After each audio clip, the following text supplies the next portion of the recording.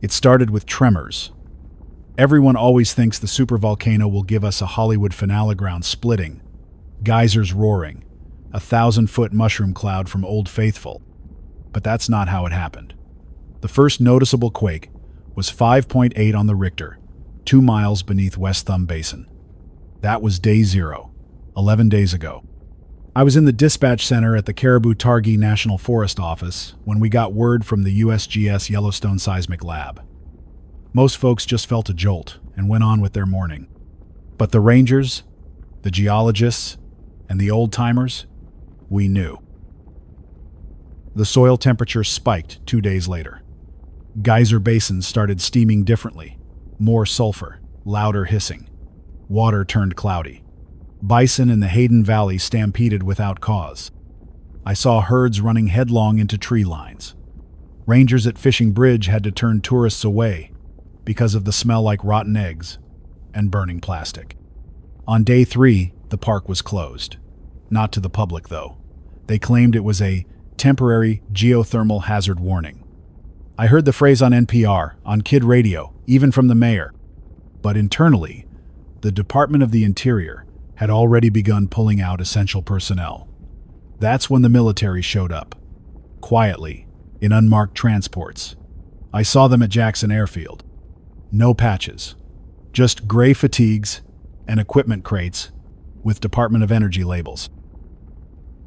Day 5 was the last normal day for Idaho Falls. I remember I walked my daughter to her middle school Taylorview, just east of Skyline Drive. The sky was clear, but the clouds were streaked with gray veins, like a warning etched across the sky. Emma, she's 12. She asked me if the volcano was going to blow. I told her no. I told her everything would be okay. That night, we had spaghetti and watched old DVDs on the battery-powered player, just in case the cable cut out. By day 6, the emergency shelters opened across southeastern Idaho. Some were official church basements, high schools, the Mormon stake centers, but others were old, Cold War relics. Fallout bunkers beneath water treatment plants, Department of Transportation sheds along the interstate, and this one beneath the courthouse, built in 1952. I'd seen the place once before during a fire inspection. Concrete slabs, no windows, 3-foot thick walls, steel blast doors, meant for radiation, not volcanic ash. Still, it holds. The eruption itself didn't start with an explosion. It began with a plume. Just after 7:00 a.m. on day 8, satellite imaging confirmed a vertical breach in the southern caldera rim. Ash column rose 15 miles in under 20 minutes. Ash, steam, and sulfur dioxide.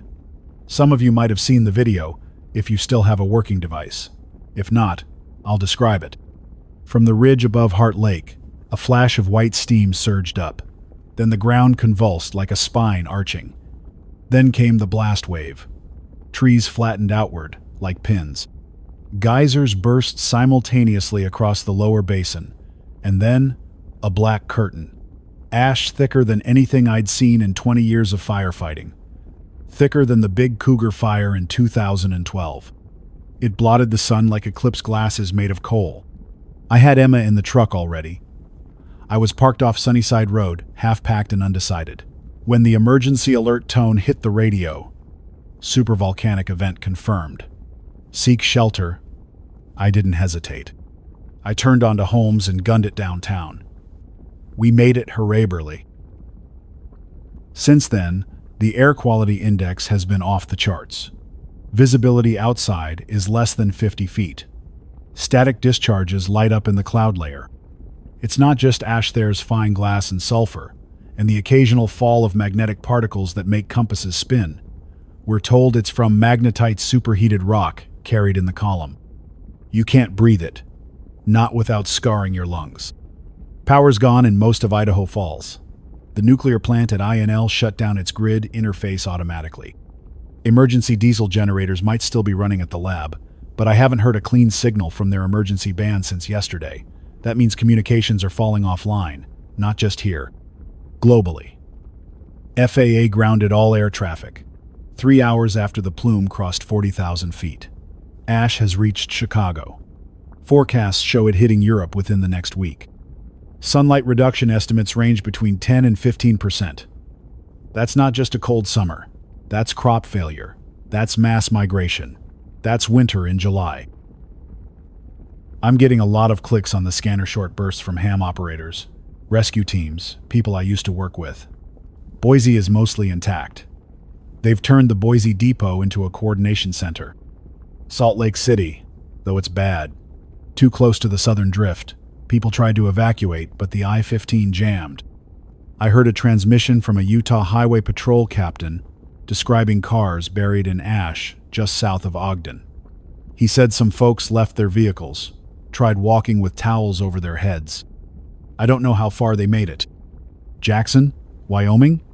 Gone. Lahar wiped out the entire southern approach. I used to hike that area with Emma Teton Pass, Granite Hot Springs. Nothing left now but mud, rock, and steam. But we're still here. The generator's holding. This mic still works. And if you're inside the shelter, system public, or private, leave. Not even to check on neighbors. Not now. I've heard the stories. People collapsing after just 10 minutes, outdoors without filtration. Hemoptysis, coughing blood. Ash isn't soft. It's ground pumice, like glass shavings. You inhale it. It shreds the alveoli in your lungs. No amount of rinsing will help once it's inside. We've got a few folks here in the courthouse bunker. 15 total. A few city employees, 2 local cops, 1 firefighter from Station 2. Most of them aren't used to field conditions. But we're organized. We rotate watch. We limit power use. We're running water through layered charcoal, sand, and coffee filters. Not perfect, but it keeps us going. Emma's okay. She's scared. She keeps asking about her mom.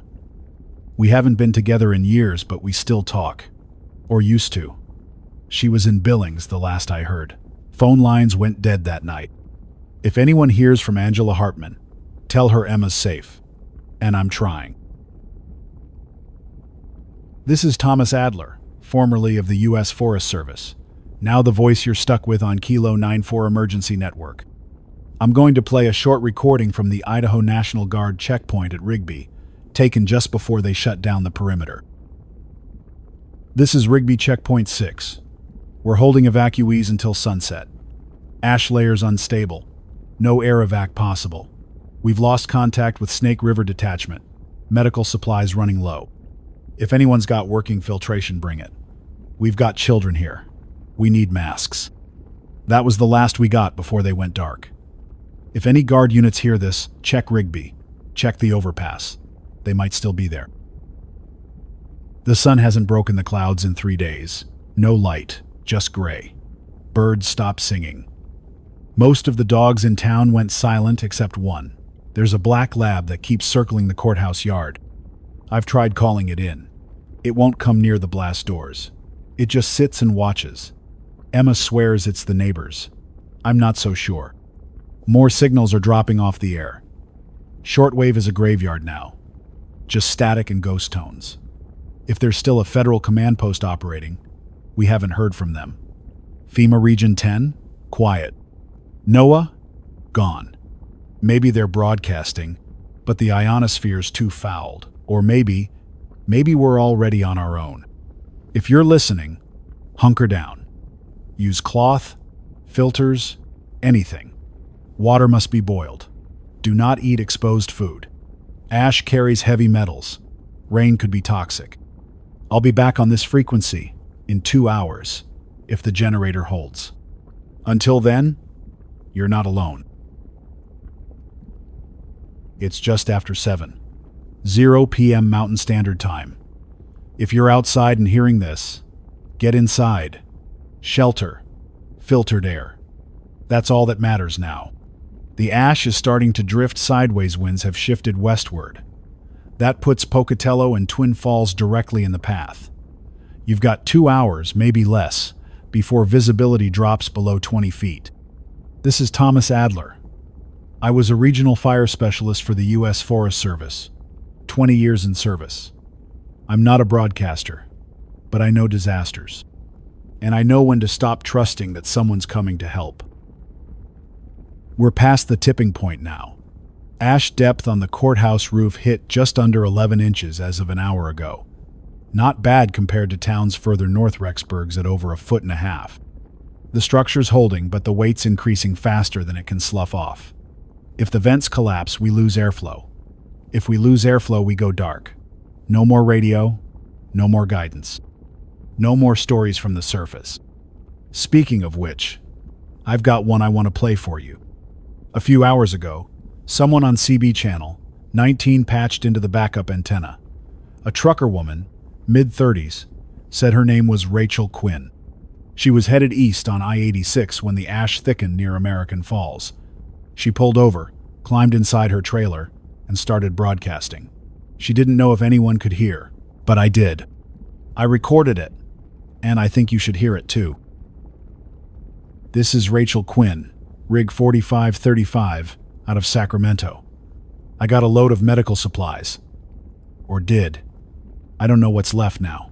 I watched a minivan just disappear off the road. Ash swallowed it. Lights still on.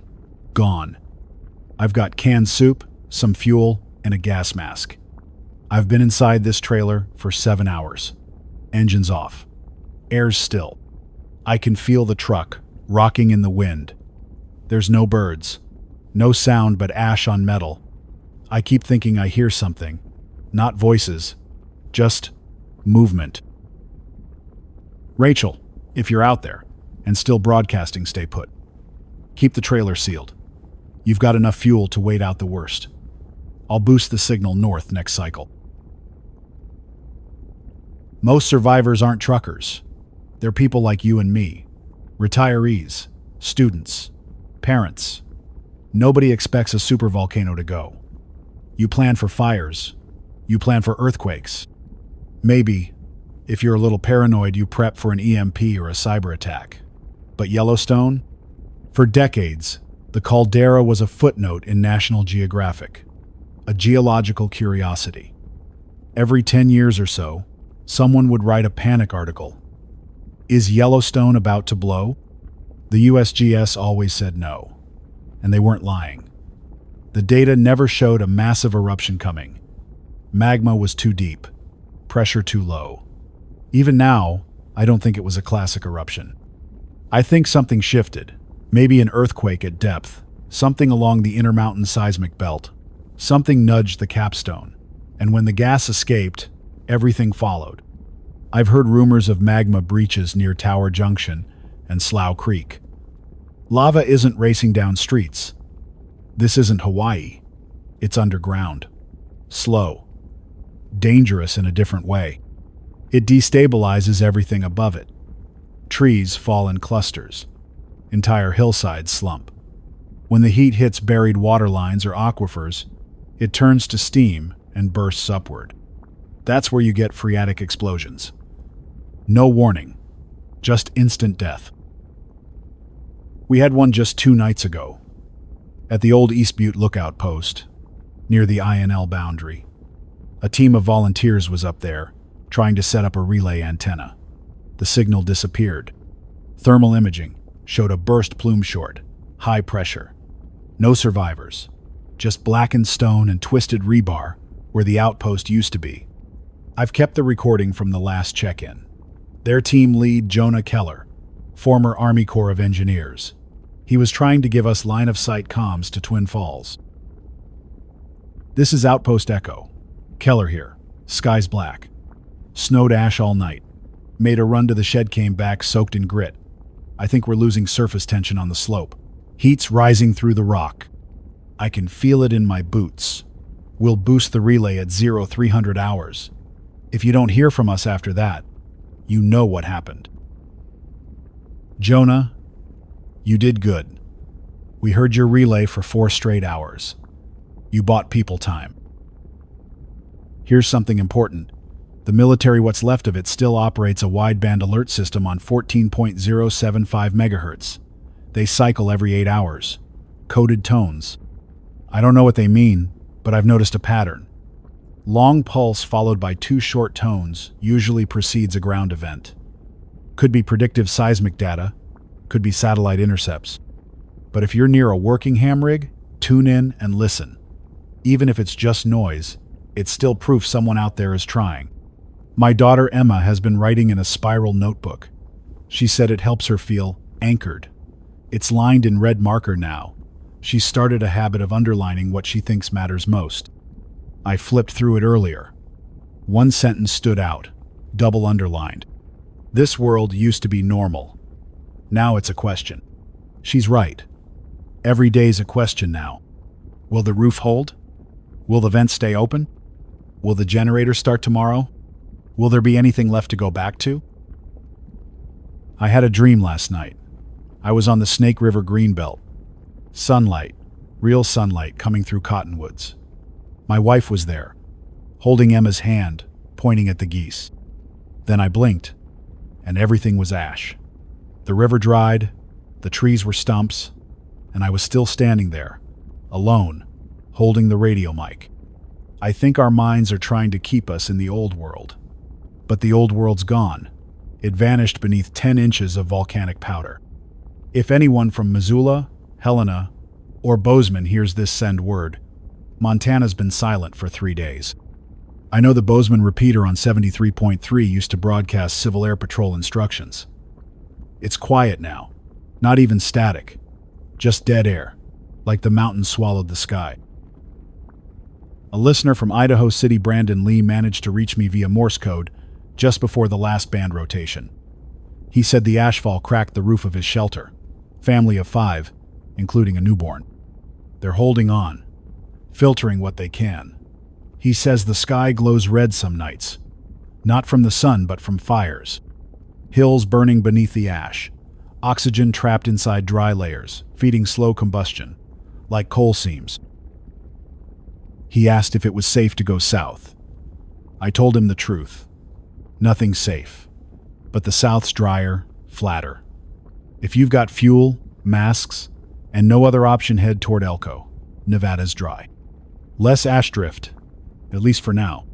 Brandon, if you're listening, wrap the baby in plastic sheeting and filter the air through cloth soaked in saline. It's not perfect, but it might keep her lungs clear long enough to get clear of the worst. We're not dealing with days or weeks of crisis. We're dealing with seasons. Volcanologists call it a volcanic winter. And that's not a metaphor. The ash and gas in the stratosphere, mostly sulfur dioxide, combine with water vapor and reflect sunlight away. That leads to cooling, not just local, global. The 1,815 eruption of Tambora dropped average global temps by almost 1 degree Celsius. Crops failed in North America and Europe. They called 1,816 the year without a summer. People starved. And Tambora was smaller than what Yellowstone is doing right now. NOAA models, at least the ones we saved, predict a 1.5 to 2 degree drop in surface temperature over the next 18 months. That's not a cold snap. That's climate collapse. Add to that toxic rainfall, atmospheric disruption, failed agriculture, and you've got the formula for famine. If you're hearing this, grow what you can. Indoors. Under LED if you've got power. Use containers. Recycle gray water. Store every calorie you can find. I know this isn't comforting, but comfort isn't what this broadcast is about. It's about truth and survival. To the man in St. Anthony, who keeps pinging our backup frequency with music, thank you. That distorted accordion piece, it's eerie, but beautiful. Play it again when you can. I think it's keeping Emma calm. Reminds her of when her grandfather used to play polka CDs in the garage. Music in the dark does something to the brain. Reminds us that someone, somewhere, is still human. I'm signing off for now to check fuel reserves and reseal the ventilation filters. Next broadcast will be in 4 hours, unless conditions worsen. Time is 1:06 a.m. Mountain Standard. If you're still awake, I'm here. And if you're still alive, you need to hear this. We've lost contact with Boise. I don't mean the signal's weak. I don't mean distorted. I mean gone. Entire relay system between Twin Falls and Mountain Home went dark about 3 hours ago. The last ping from the Boise repeater was a garbled civilian distress code. 3 tones, then silence. It hasn't repeated since. We've confirmed through scattered shortwave monitoring widespread looting and panic before the blackout. Several shelters were overrun. Not by ash, by people. Desperate, starving people. I'll read the message as we received it from a ham relay operator east of Glens Ferry, who got a final voice transmission. To anyone who can hear, Boise is burning. State House dome collapsed. Riots near the VA hospital. A National Guard unit fired warning shots near the Grove Hotel, but was overwhelmed. Explosions on Capitol Boulevard. Civilians broke into the emergency fuel depot at Gowan Field. Flames spreading along Vista Avenue. Ash is falling inside the city now. We can't see the foothills. Please, tell people. There's no way back to Boise. I've walked those streets.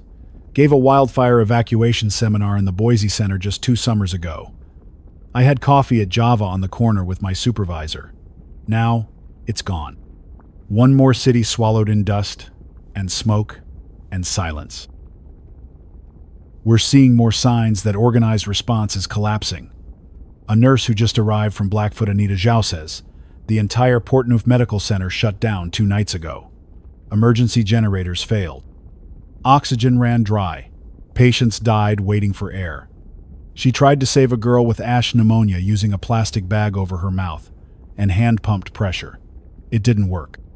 Anita says she saw families camped out in the parking garage, huddled around oil drum fires, volunteers handing out saline and paper towels as improvised masks. No FEMA trucks, no police. Just one radio battery-powered and a constant stream of static. She walked the whole way here, 47 miles. Her shoes were wrapped in rubber and duct tape to keep ash out. She says she passed an entire neighborhood buried in drift-like snow dunes, but darker. The houses look like frozen waves.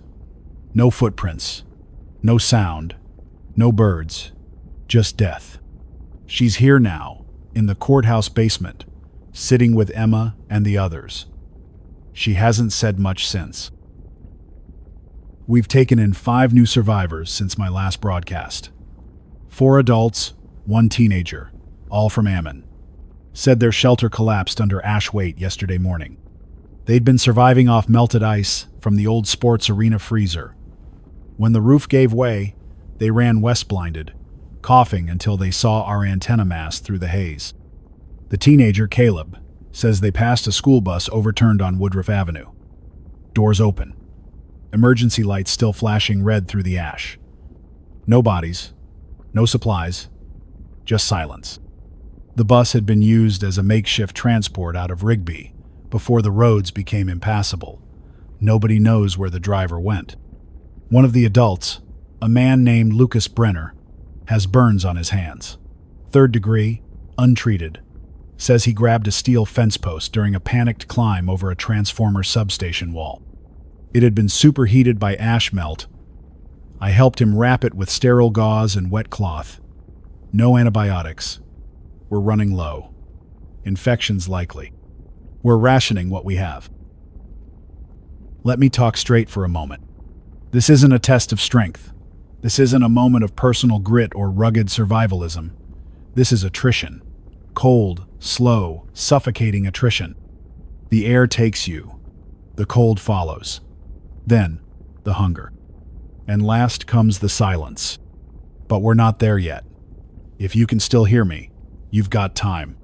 Here's what matters. Ash is now measurable in over 30 U.S. states. Sulfur dioxide is rising in the upper troposphere and entering jet streams. Rain will become acid-laced. Boil water. Filter it twice. Use charcoal if possible. Any light snowfall may be ash instead. Test it. Ash will smear. Snow will melt. Do not assume help is coming. Build your own help. Coordinate locally. Stay grounded. If you're in Colorado, especially near the front range. Prepare for the secondary plume. A report from a CB trucker in Laramie suggests a new ash belt forming near Rawlins, spreading east. Cheyenne could be coated by sunrise. There's been talk on the shortwave about another incident near Yellowstone Lake. A geophysicist named Martin Herzig, formerly of the Montana State Observatory, relayed what may be a secondary dome collapse. He believes the lakebed floor has risen by more than 7 feet in 2 days. Gas pressure from below is forcing upward bulging. The same phenomenon preceded the 1,980 eruption of Mount St. Helens, just on a smaller scale. He said the fishing dock at Bridge Bay Marina is completely submerged. Trees along the shoreline have tilted inward, like leaning toward a drain. He thinks another blast is imminent.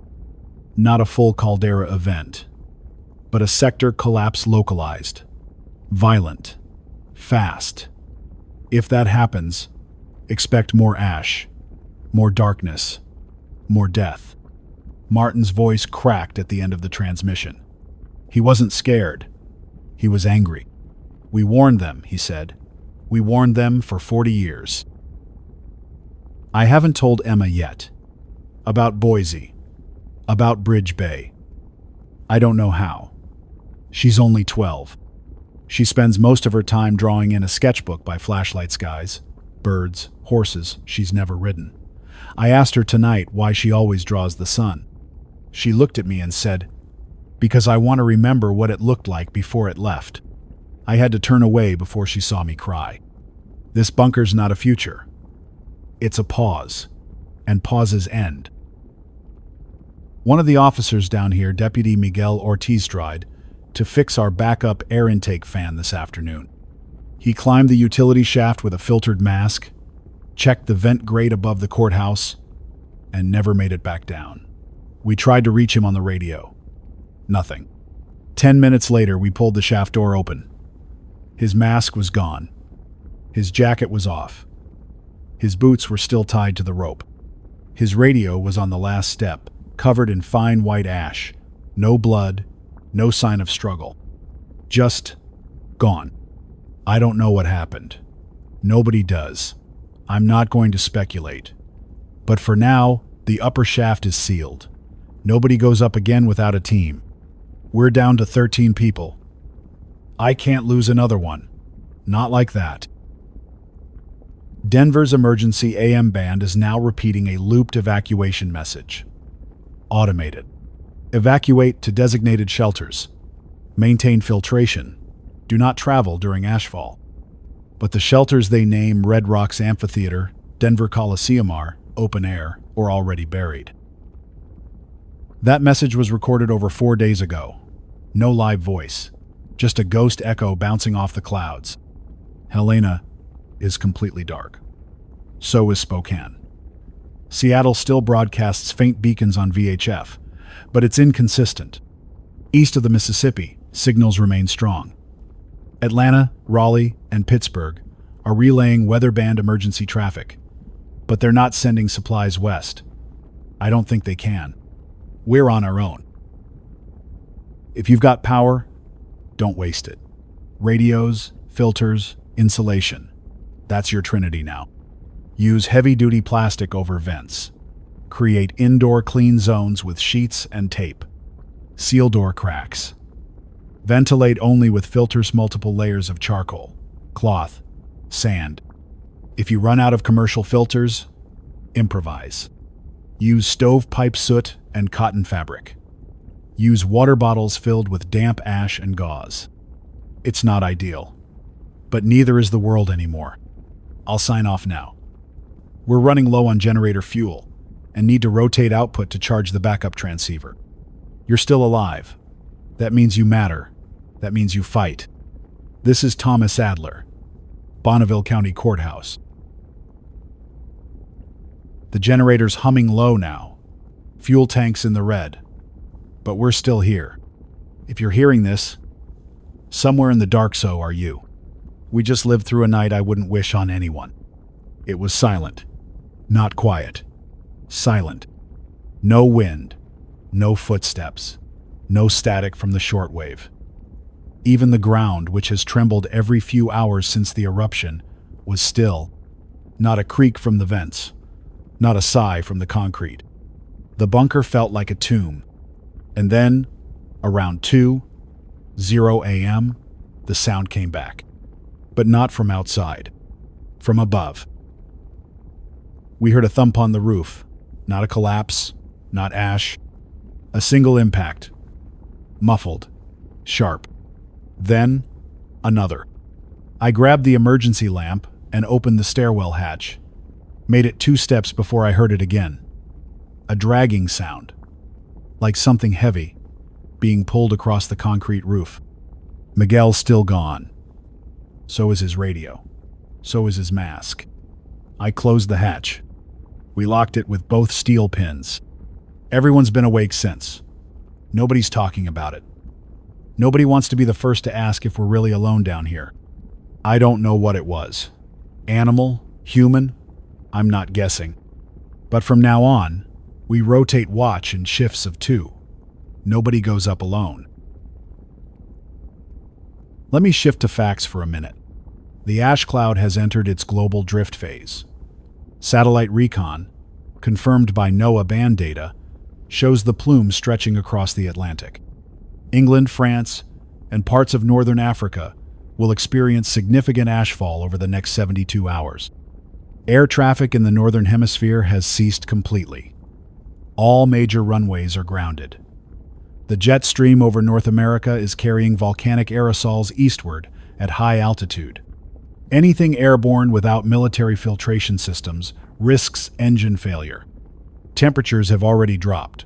We clocked 29 degrees Frost outside the bunker entry shaft last night, unseasonal for July. Snowfall reported in parts of western Nebraska. But it wasn't snow.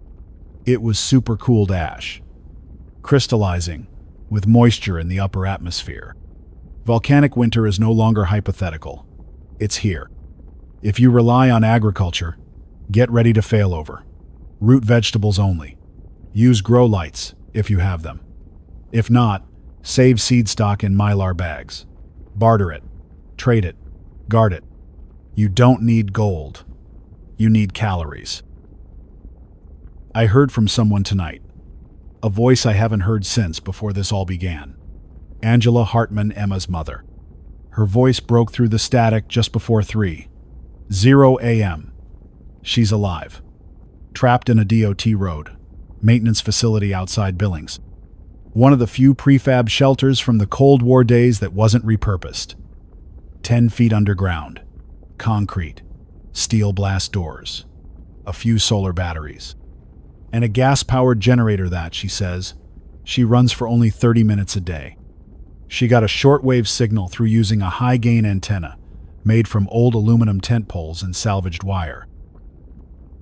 Her message was short. Tom, it's Angie. Emma's name's still scratched into the shelf in the basement. Tell her that.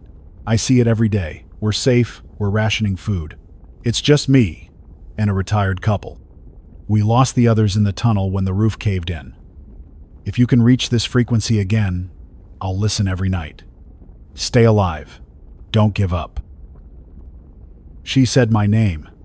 She said Emma's name. I woke Emma up to tell her. She cried into my shirt and didn't say a word. We'll try to raise the signal again tonight. The teenager who arrived with the Ammon group, Caleb, hasn't been the same since yesterday. I caught him trying to dig through the emergency storage boxes near the rear access ladder. Said he was looking for the exit. When I asked what for, he said, I think I heard my brother up there. His brother died in the collapse. I sat with him for 20 minutes. He didn't blink. He kept muttering the same phrase, it's not over, it's not over, it's not over. We can't tell what's delusion anymore. Sleep deprivation, trauma, or something else. One of the women, the nurse. Anita said Caleb's exhibiting early signs of ash hypoxia. Slow hallucinations from low-grade oxygen deprivation. We changed out the filters and increased vent circulation. But that only buys time. We need real medical care. We don't have it. Let me read you a signal that came in last night. Morse. slow band, from a ham operator in Missoula. The old mall shelter is holding. Roof intact. 85 people. No power. Filters working. Food for 20 days. Send help. Or at least send hope. I don't know if they can hear this, but if they can, you've got both. Hope is a hard thing to carry in your pocket when the sky's falling. But some of us still do. If you're out there, Missoula Mall crew, listen at the top of each hour. I'll keep repeating your message. And maybe someone out there can do more than I can from inside this bunker. Ashfall has reached Omaha. That came from a relay in Council Bluffs. They saw cars on the I-80 westbound pulled over, windows broken out, engines seized. The ash clogged every intake valve. There are still people walking that road. I don't know why. I don't know where they think they're going. There's no rescue to the west. There's just more ash, more silence, more empty homes. But there might be one thing left. Each other. Small groups are beginning to cluster around emergency towers and public shelters. Makeshift tribes. Shared food. Water. Rotation schedules. If you're listening, join them, even if you're scared. Especially if you're scared. People survive better in numbers, even in the dark. I've been asked by those here in the bunker why I keep broadcasting. It costs fuel. It keeps me awake. It drains power we could use for something else. And my answer is this: because when the voice is gone, so is the record. So is the witness. And if nobody bears witness, then it never happened. We didn't just disappear into ash, we lived through it. We chose not to go silent. Even now, even at 4:40, 2 in the morning, even as another tremor rattles the steel above my head, you're still here. I'm still here. That's the record. That's the truth. Before I sign off, I want to give you some small truths. If your pet has survived, don't let it outside. Ash on fur becomes poison if licked. Wipe it down. Use cloth. Keep all vents covered with fine mesh if you have no filters. Even socks will buy you time. Burn dry wood if you must, but only in a sealed chamber.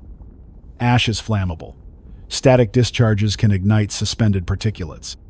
Do not eat anything uncovered since the ash began falling. Wash sealed cans. Avoid water from open containers. And one more. If you still have someone to talk to them. Say their name. Say it out loud. Like I do. Every night. It's been 12 days since the initial eruption at Yellowstone. The ash is no longer falling. Now it's drifting. Shifting. Building. It moves in waves. Guided by the wind, like a living thing. We tried to send someone out last night. We failed. We planned it carefully. Miguel never came back, and our food reserves were nearing redline.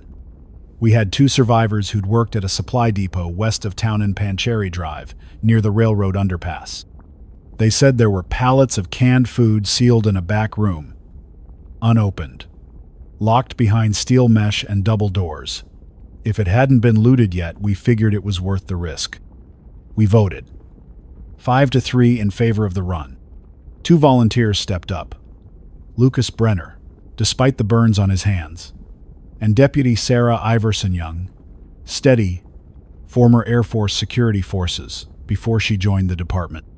We outfitted them with what we had: 2 filtered masks, gloves, plastic suits, sealed with duct tape at every seam, a spare hand crank radio, and 2 climbing lamps strapped to their chests. They left just after 2:00 a.m. By 3:45, we lost contact. At first, we assumed it was interference. Then the shortwave kicked in broken static, someone breathing fast. And one word: collapse. We tried for over an hour to raise them. Nothing. Then around 5:10 a.m., we heard a weak knock on the outer blast door. We opened it in stages. Only Sarah made it back. She was covered in ash, Her right glove was missing, her suit torn from the hip to the ankle, her mask cracked. Her first words. Lucas fell into the rail line. The ash gave way. I couldn't reach him. I screamed. But he didn't answer. He didn't have to. That area runs above an old culvertwood reinforced, dry for years. If the ash weight cracked it, he would have gone straight through, into debris and jagged metal. We lost him. Just like that.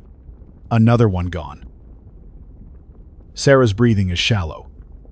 We put her on oxygen from our backup tank. It won't last. We think she inhaled unfiltered air long enough to damage her lungs. She says she remembers seeing the stars for just a second. The ash cleared above her. She said it looked like the sky was bleeding. Then the wind came back, and it turned black again. She made it back here because she crawled. 2 miles through ash, alone. Her fingernails are broken. Her suit is burned through in 3 places. And her eyes, they're rimmed red, like someone who's been staring into a furnace. But she lived. She said one more thing before she passed out. We weren't alone out there. I know what you're thinking. Maybe another survivor. Maybe someone hiding. Maybe something else. I'm not going to speculate. I'll just tell you this. Sarah said she heard footsteps more than 2. But she never saw them. She said they stopped moving when she did. And when she crawled behind a caved-in signpost, the sound moved right past Herslow, like it was dragging something. And then it was gone. We'll try again, but not soon. Not unless we're desperate. Weather conditions. The sky is darker than yesterday. Not from ashfall, but from stratospheric veil formation. That's when sulfur aerosols begin reflecting high-frequency sunlight, creating a diffuse, gray atmosphere. This reduces surface temperatures by as much as 2 degrees per day in some regions. The thermometer here reads 35 Fahrenheit. July. And we're scraping frost off the inside of the vents. There's no growing season this year. Not in this hemisphere. Repeat. There is no harvest this year. If you have food, protect it. If you have seeds, save them. And if you have nothing, don't wait. Barter, trade, join others. Silence and pride will starve you faster than winter ever could. Still no signals from Boise, Helena, or Spokane. Seattle's emergency band repeated a distress loop this morning at 7:15 a.m. Critical failure at Cedar River watershed. Ash contamination. Seattle residents advised to cease consumption of tap water immediately. Shelter where possible. Maintain internal filtration. Repeat critical failure. Then static. If Seattle can't keep its water clean, the rest of us need to be ready for worse. Iodine tablets. Gravity-fed filtration. Boil time extended. If the ash is thick, let it settle for 24 hours. Filter twice. And never drink rainwater untreated. Ever again. The earth has changed. So must we. Emma found one of the old radios we'd salvaged. A crank-powered AM/FM set. Cracked speaker, half the antenna missing. She fixed it. I watched her for nearly an hour barefoot, wrapped in 2 blankets, tapping at wires with a screwdriver from my old fire bag. She wasn't smiling. She wasn't trying to have fun. She was focused, like she knew we'd need it. And when she turned the dial, she looked up at me and said, "It's not dead, it just needs to be tuned again." I wrote that down. I think I'll etch it onto the inside of the hatch door. Something for the next person who stumbles in here, if we don't make it. It's not dead, it just needs to be tuned again. That might apply to all of us. Before I sign off, I want to share a voice recording received from a ham operator in the Colorado Plateau. He said his name was Micah, broadcasting from an old ranger station near Blanding, Utah. This is Station Echo, Romeo 2-9, Navajo Mountain Sector. We've got 9 people here, mixed Group 2 families, 1 park ranger, 1 former EMT. We've converted the visitor center into a shelter. sealed every door with mud and plastic. It's holding. The wind is worse at night. We hear things, like stone cracking under pressure. The kids think it's trees falling. I think it's the ground shifting. We've got food. Barely. And if you're listening, Thomas, yes, you. I hear you too. Keep broadcasting.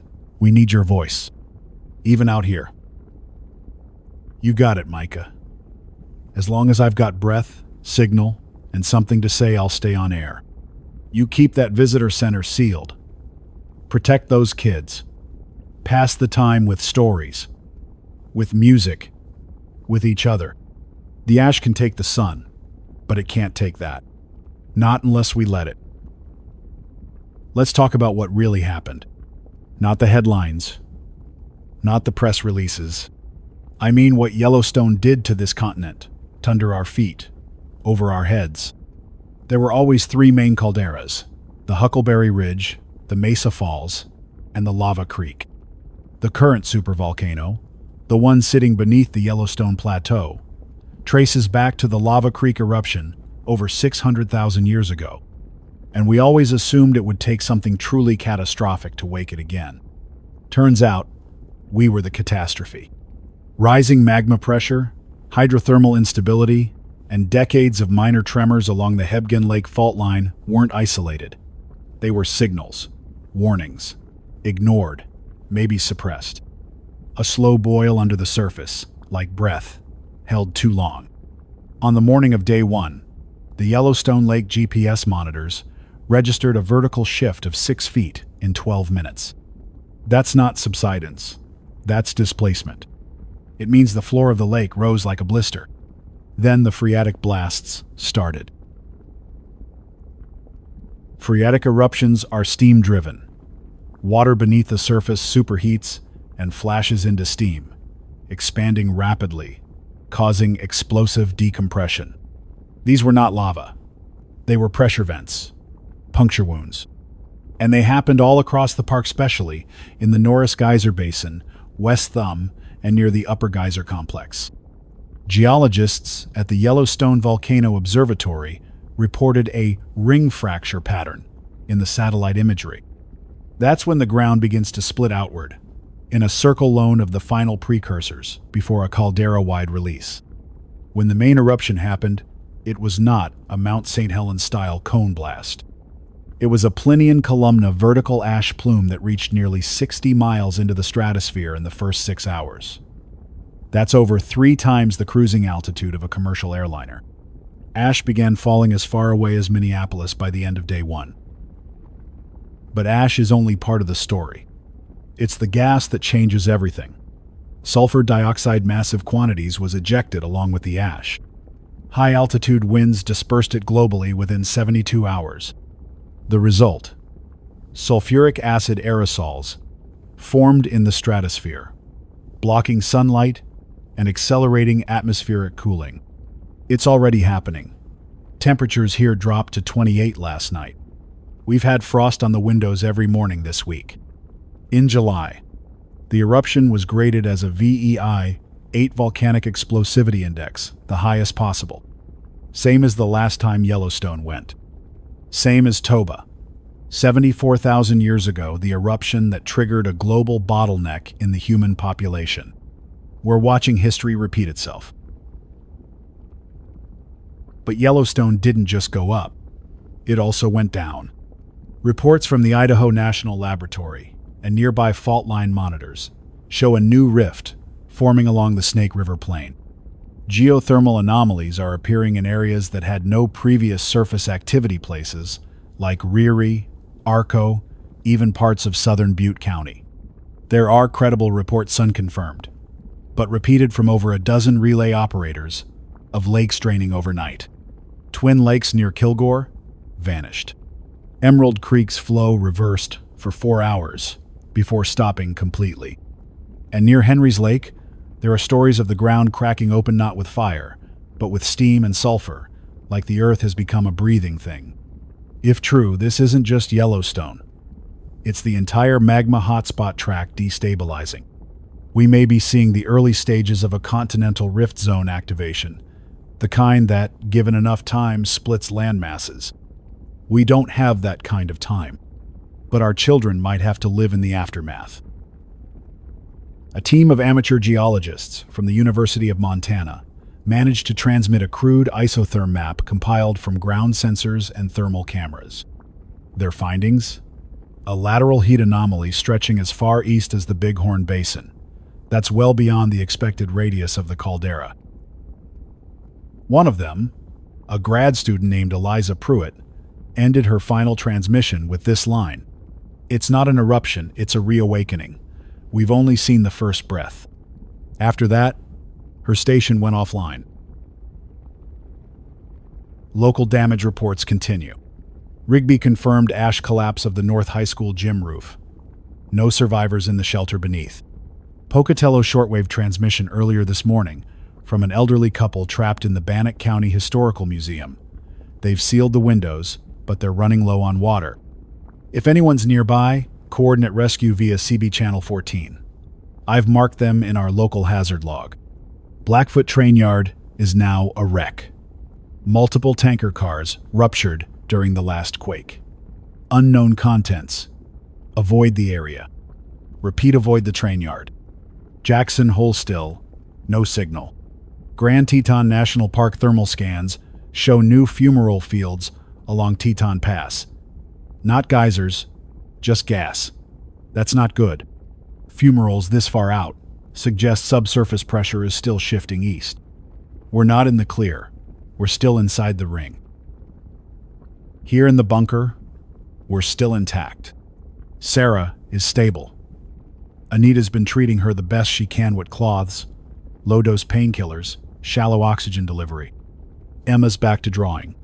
She started sketching what she thinks the world will look like after the ash settles. Mountains cracked open, trees stripped bare, skies filled with red clouds and wire antennas. She told me, maybe this is just the Earth cleaning itself. Maybe she's right.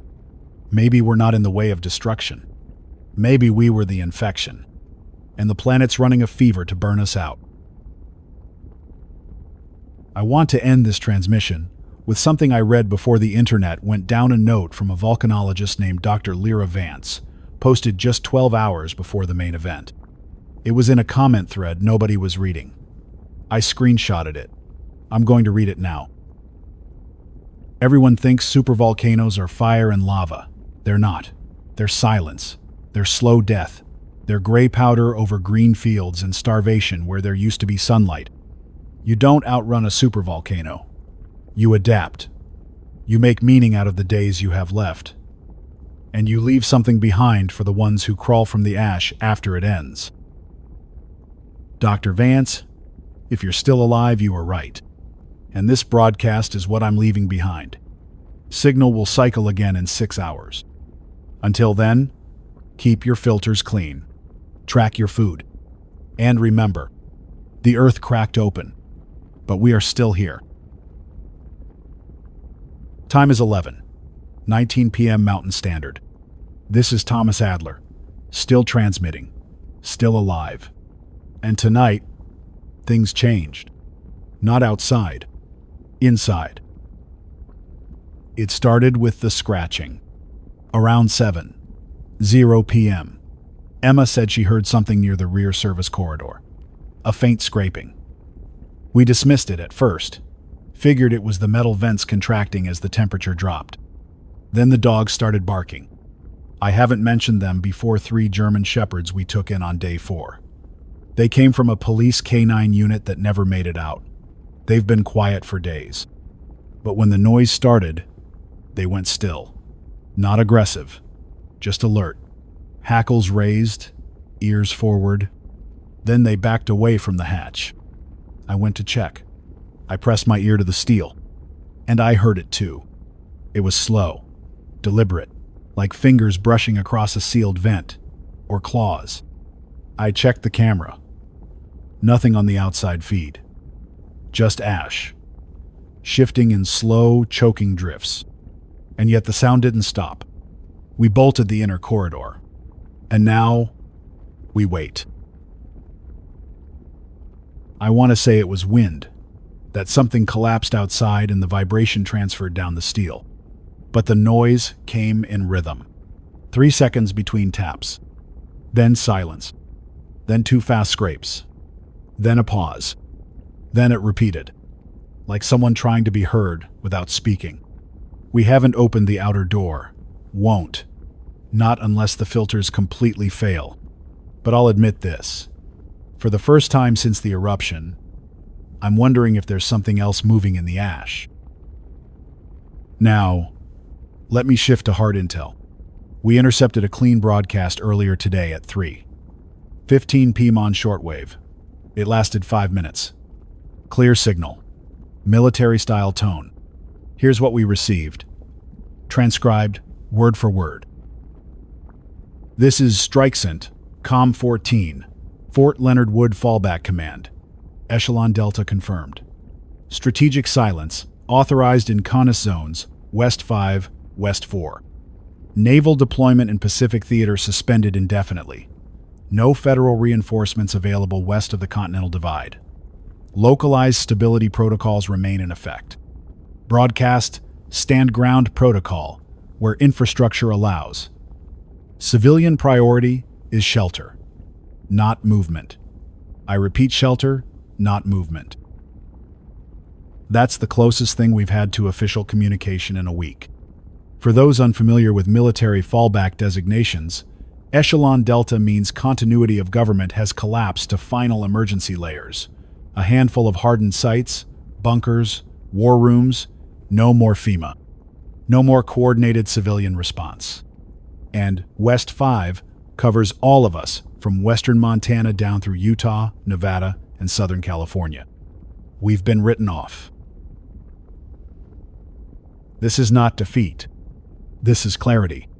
We are not waiting for rescue anymore. We are the rescue. If you're in a shelter, fortify it. If you have knowledge radio, medical, electrical, agriculture, write it down, record it, pass it. Don't just survive this winter. Prepare the next generation to survive the one after that.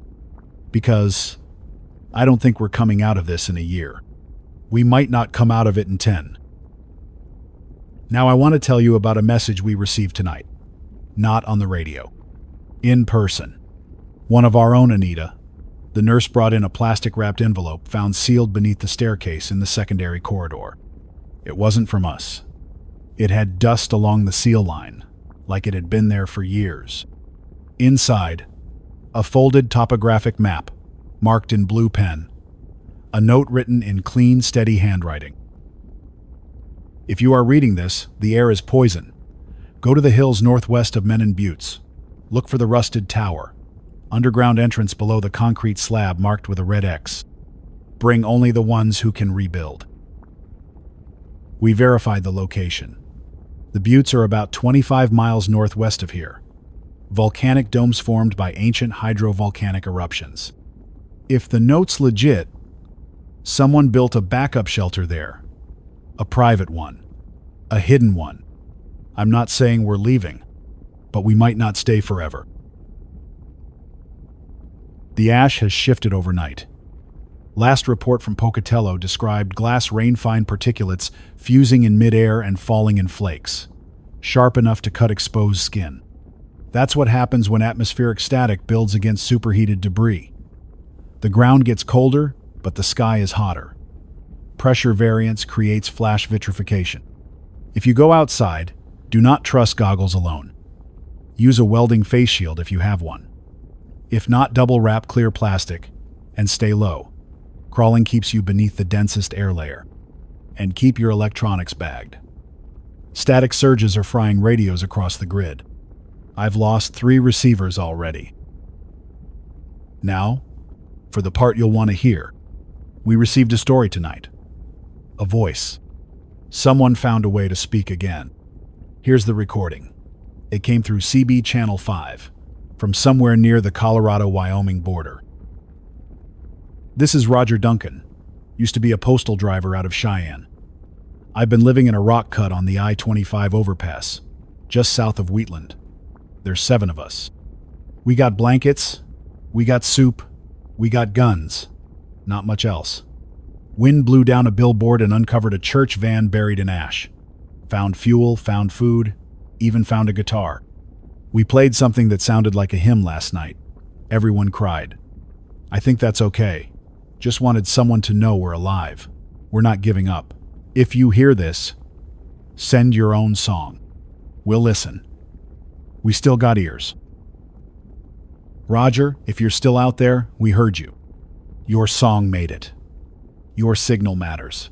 So do you. I'll end tonight with something from Emma. She taped a piece of paper to the bunker wall this morning. Just a few words. If the sun doesn't come back, we'll make our own. It's just pencil on paper. But when I look at it, I believe her. You should too. Kilo 94 will be back on air. Before dawn, ash willing, fuel willing, heart willing. Until then, guard the fire. Speak the names of those you've lost. And remember, the ash didn't bury us. Not yet. Time is 3:11 a.m. Mountain Standard. 14 days since the eruption. 72 hours since the last clear sky on record. We received something tonight. Something that doesn't match any format I've heard since the collapse began. Not military, not civilian, and not from anywhere we expected. The transmission came in just after 2:00 a.m. Shortwave frequency, 5.311 megahertz, unregistered, no station ID, no lead tones. Just a sudden burst of white noise, followed by a voice, male, calm, scientific, too calm. The origin pinged from a repeater grid, west of Craters of the Moon National Monument. That's dead land now, covered in flows and fallout. The federal installation there, last I checked, was mothballed in 1999. So why is someone transmitting from it? Here's the message, recorded in full. This is Station Vesper. Automated systems hold. Research cache Omega. 3 confirmed viable. External systems remain stable. Atmospheric filters operating within survivable thresholds. Meteorological modeling continues. Magnetic flux stabilizing.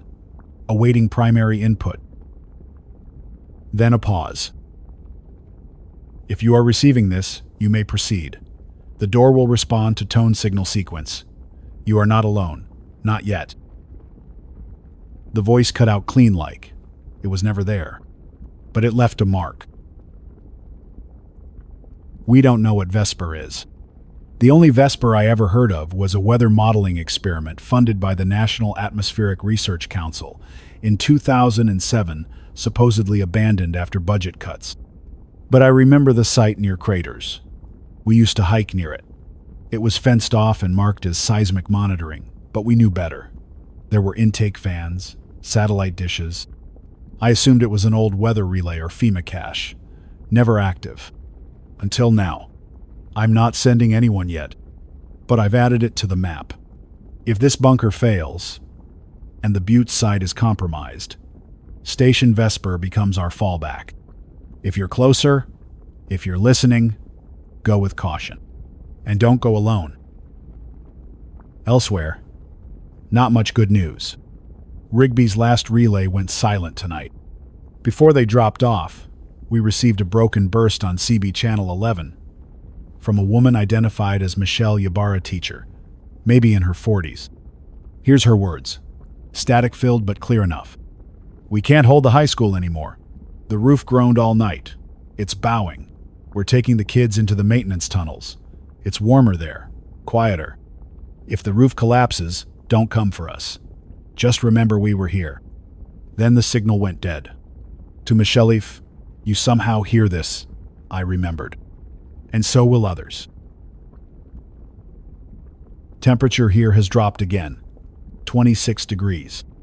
That's colder than it should be for July. Even factoring in ash shading and stratospheric sulfur veil, this is extreme. There's now credible modeling, from what's left of NOAA, suggesting a multi-year cooling phase has already begun. The term volcanic winter doesn't do it justice. This isn't just lost crops. This is atmospheric restructuring. This is climate on a leash. It took the Earth decades to recover after Tambora. And Yellowstone is stronger, wider, deeper. People are already dying of exposure. Indoors. Heat loss is accelerated by ash buildup on roofs and vents. It absorbs daylight, traps moisture, destroys insulation. Your best tools now: foil, plastic sheeting, wool, and your body heat. Layer everything. Share warmth. Use candles but vent carefully. And sleep close to walls. The air near ceilings will freeze first. Sarah, war deputy who survived the failed supply runa, has been getting worse. Her breathing has slowed. Her pulse is irregular. Anita suspects ash particulates got through her cracked mask that night. We don't have bronchodilators. No functioning nebulizer. Just filtered water, a spoonful of crushed aspirin, and what warmth we can give her. Emma's taken to sitting beside her when I'm on air. Drawing, reading aloud. Tonight, she asked Sarah if she wanted to hear something pretty. Sarah nodded, barely. Emma turned on the wind-up radio she fixed. She played the only thing she could find, an old tape loop of piano music from a pre-eruption broadcast. And for 5 minutes, the bunker felt quiet. Not dead. Not hopeless. Just quiet. We've begun reinforcing the vents. Lucas, before we lost him, mentioned an idea using steel mesh and wet charcoal. We've scavenged what we can from the supply closet.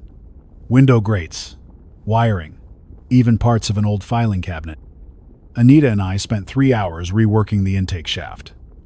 The ash buildup above us is now over 22 inches. Any more, and the weight could rupture the outer seals. If that happens, the bunker becomes a tomb. We know it, but nobody's panicking.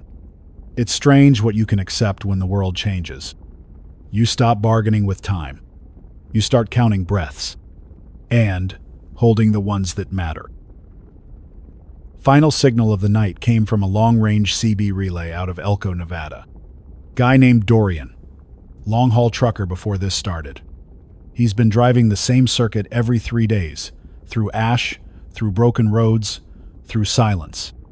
He's made it a mission to check every school, shelter, and highway rest stop he can reach. He's alone now. Says his partner died of exposure near Battle Mountain. But he's still moving. Here's what he said. This ain't the end. It's a reckoning. The Earth don't hate us. She just wants us to remember who built what matters. So if anyone's hearing this, I'll be in Wells on Tuesday. Come find me. I got coffee. I got gas. I got room in the cab. Let's keep moving. Dorian, I don't know if you'll ever make it this far north, but you're proof that not everyone gave up. Keep driving. Keep the road lit. You are the signal now. One last thing. Earlier tonight, I opened an old notebook from my fire service days. Inside was a list of names those lost in the 2012 Big Cougar Fire. 22 names. People I'd known, worked beside, fought beside. I read every one of them out loud, and I realized this isn't the first time we've lived through hell. And if you've survived this far, it won't be your last either. I'll be back on air at first light. Unless the roof goes. Unless the signal dies. But even then, someone will hear this tape. Someone will know we were here. This is Kilo 9-4 Emergency Broadcast Network, Idaho Falls. Thomas Adler, reporting from the Bonneville County Courthouse bunker. Time is 5:14 p.m. Mountain Standard. We lost the main generator at 4:46. We are now running on emergency backup 2 marine batteries, 1 hand crank, and a 60-watt solar mat that hasn't seen the sun in 11 days. If this signal is coming through to you now, it might be the last time. The shutdown wasn't slow. 1 minute we had hum and heat, then a pop, then a smell, copper and smoke, The fans went still. The lights flickered once. And then, dark. We opened the access panel. Anita found a shattered capacitor. Melted plastic, burst casing. Could have been age. Could have been ash creeping into the vent housing. Could have been sabotage. I don't know. All I know is, our time is measured now in amp hours and breath. We have power for another 12 hours of low-band transmission. After that, the voice fades. I'll record what I can, burn it to tape, mark the reel, store it in the dry cabinet. If you're hearing this days from now, weeks from now, if someone found this tape, know this: we tried. We received a call for help this morning. Shortwave burst from Arco 40 miles west. The signal came from a private relay tower on Butte Mesa. We verified it. A shelter there is failing. A man named Elijah Boone sent the message. He's holed up in a fire crew station. Concrete walls, 2 floors down. But their filtration units failed. They've got 4 people, 1 child, all coughing blood. He asked for potassium iodide, fresh filters, even rags. Anything. He ended with this: we don't want to die choking on what the sky gave back. We wanted to help. We planned a run, mapped a route, packed cloth masks, iodine, antibiotics, and all the charcoal filters we could carry. Sarah volunteered to go. She couldn't even stand. She collapsed during prep. Anita says her lungs are burned too badly to recover. She's unconscious now. Her heart beats shallow. We moved her to the dry chamber. Emma left a drawing beside Hera. Sun breaking through clouds. She said, it has to be the first thing she sees when she wakes up. We didn't have the heart to tell her she might not. So, I went. Alone. I didn't make it far. 4 blocks north of the courthouse, I lost the road. Ash was waist-deep in places, hardened into ridges like coral. My suit tore on a jagged signpost sticking out of the drift. Visibility was down to 5 feet.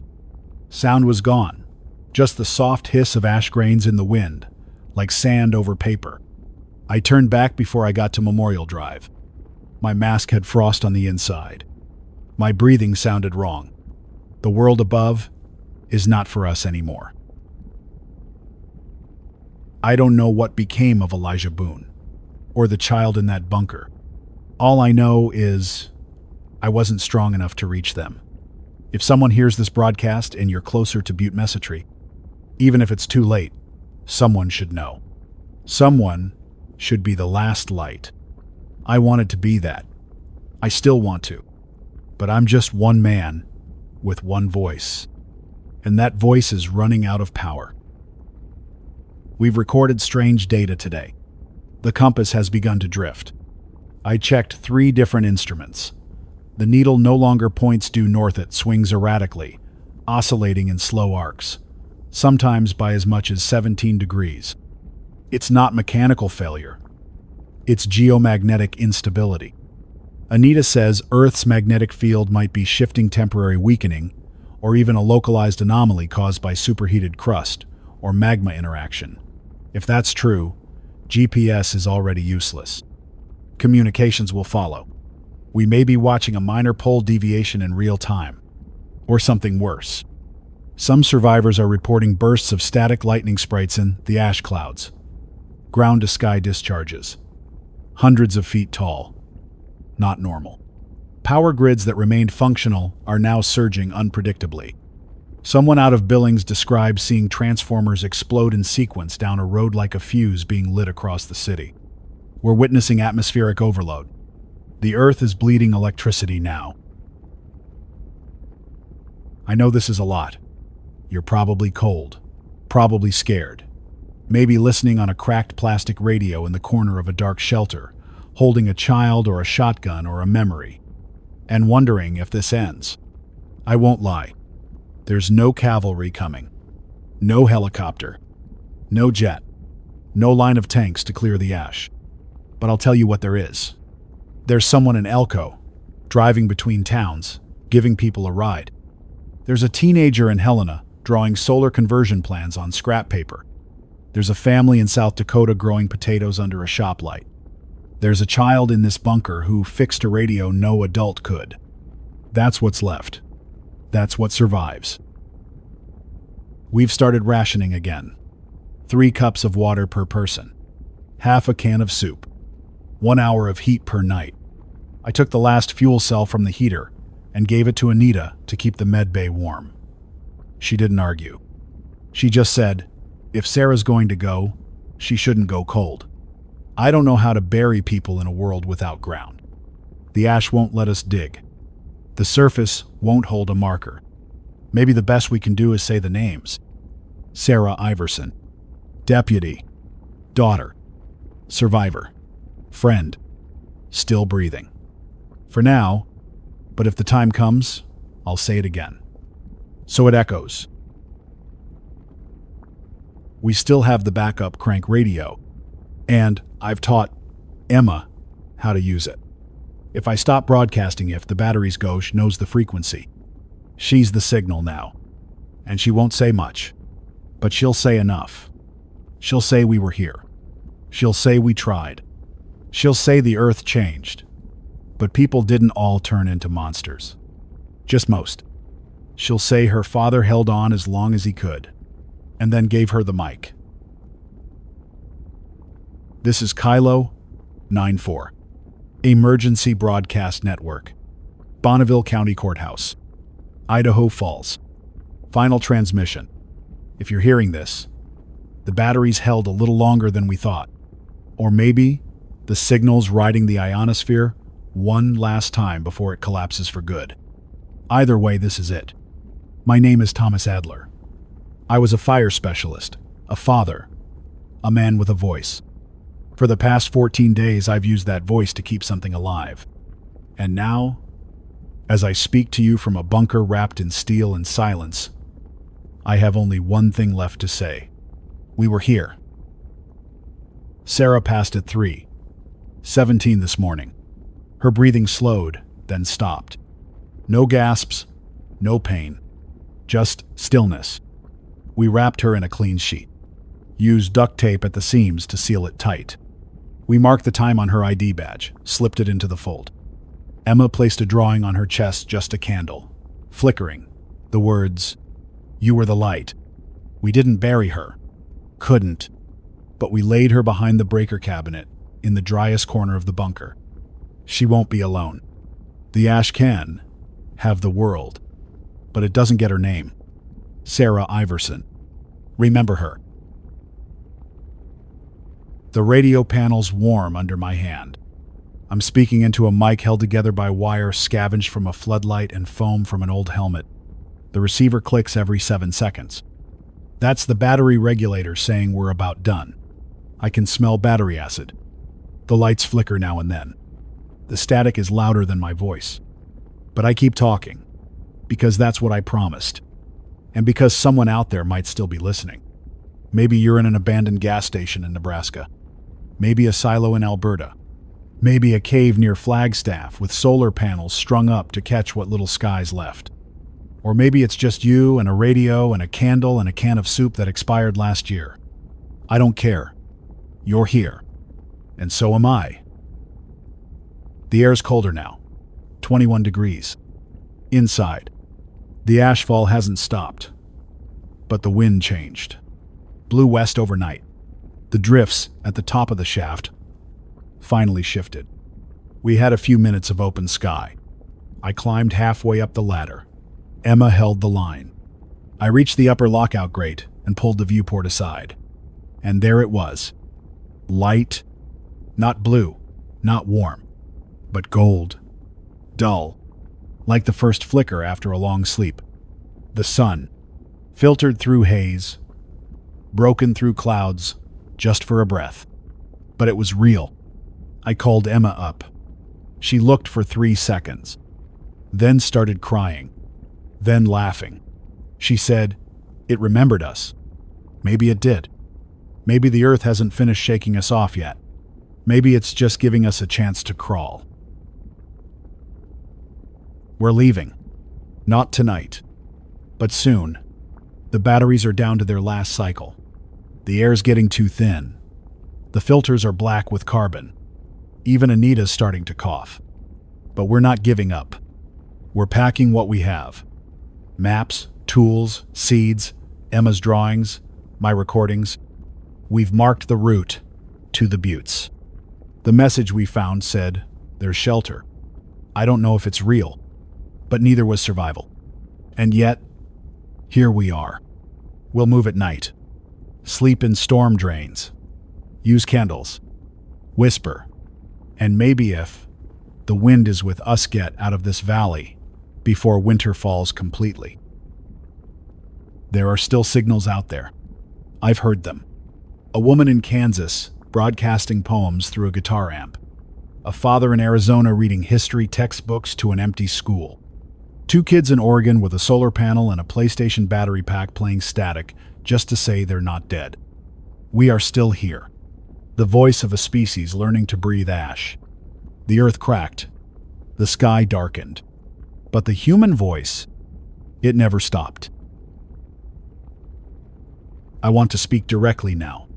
To you, listening. Whoever you are. Wherever you are. Don't wait for rescue. Become it. Don't hope the world comes back. Build what's next. Plant something. Sing something. Hold someone's hand in the dark. And when the sun returns, even if it's weak, even if it's only for a moment, step into it. Because this didn't take everything. Not yet. And as long as the signal endures, as long as you hear this voice, as long as a single person can remember what it meant to be alive, we are not gone.